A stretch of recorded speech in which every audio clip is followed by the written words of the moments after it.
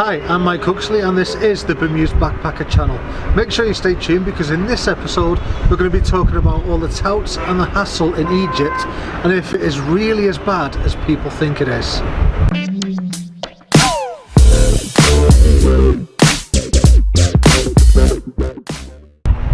It's Egypt, one of the oldest tourist destinations on the planet, and one thing you'll notice when you get here is that touts are everywhere, and I do mean everywhere. Whether it's taxi drivers trying to overcharge you, or instead of taking you to your destination try and press you into taking a tour around the city with them at an inflated price of course, or the actual touts at the major touristy spots and markets, you really can't get away from them. But is it really as bad as people assume it is? Does Egypt really deserve its reputation for hassle and trying to rip people off? Well, yes and no. Of course it's there, it does exist, and of course you do get it. But it isn't always that bad. Most of them actually do take no for an answer, and the pressure you feel is often predicated on your ability to deal with it yourself. And honestly, I've seen a lot worse than here. And the first thing I want to address really is the question of, is it dangerous? Because people do hear a lot of scare stories about Egypt and how bad it is, and they are really scared of it. And there's a lot of scaremongering in the West about how dangerous it is too. I can tell you right now that in and of itself, the touts and the hassle is not dangerous at all. The absolute majority of the time, the biggest risk you'll face from the hassle is annoyance, and maybe paying a little to be honest with something. In general terms, there's very little actual risk or physical danger. So please, let's just put this fear to bed right now.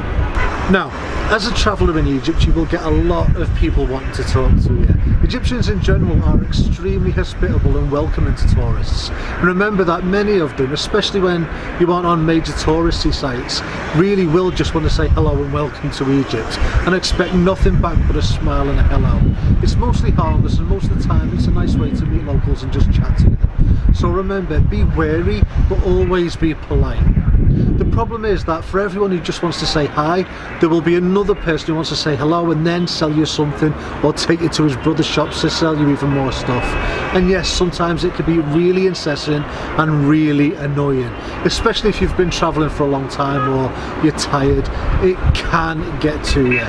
It's really important to remember that most of the time these are just people trying to feed their families in a country that has taken quite a serious hit from very little tourism. And the worst that'll happen is that you'll get parted from a little bit more money than you should have been. They aren't out to harm or hurt you, just sell you a tour or a camel ride at a massively inflated rate. So how does this hassle work? Well, you always get the same approach. Hello, where are you from? Then if you actually respond to them, they'll insert a random footballer's name from your country and maybe a lovely jubbly quote from Only Fools' Noses, thanks Del Boy, or an equivalent cultural reference from whatever country you're from. Then they'll launch into the spiel of camel rides or horse rides around the sites at inflated rates, or they'll try and be an unofficial guide. They'll follow you, pointing things out, showing you something that you can clearly see for yourself, and then demanding payment or bakshish after it. And they'll try and guilt trip you into it as well, just don't let them. The worst ones are the ones who'll try and give you a gift of a crappy scarf, and they'll physically try and put it on you and then demand payment. And that's where I draw the line where politeness ends. And it can happen so much sometimes that you really just end up wanting everyone to leave you alone. And it can get really frustrating, especially if you're new to travelling and you aren't used to it. And if you're here on a relatively short trip and are hitting site after site after site, then you are gonna get more than your fair share of touts, and it can skew your judgment a little bit as well. But this happens everywhere tourists are. I mean, just look at Thailand for example. It's not a reason to single Egypt out. So if you find yourself getting frustrated by this, then just take a bit of a step back. Try exploring other places away from the main tourist spots. Take a holiday from your travel. Stay still for a few days. Get a nice room, read a nice book, stream some Netflix. A day or two away from it can really recharge your batteries. But saying that though, whilst the touts and the hassle isn't dangerous in and of itself, you do need to be aware of the common scams and approaches as well, because there's always a risk anywhere in the world that someone will try and pull a fast one on you. this is the next level up from the hassle you get from touts. This is scam artists purposely targeting you and other tourists. Every con and scam is slightly different, and people can be really inventive as well, but many of them follow the same core basics, and I'll link to a pretty comprehensive post down below on that for you, so you can read up on them for yourself. Just don't ask me how I know most of it. The more prepared you are, the easier you can spot these scams the second they start and just stop them in the tracks. If you can do that, you'll have a much easier time of it than someone who doesn't know about them and can fall victim to them.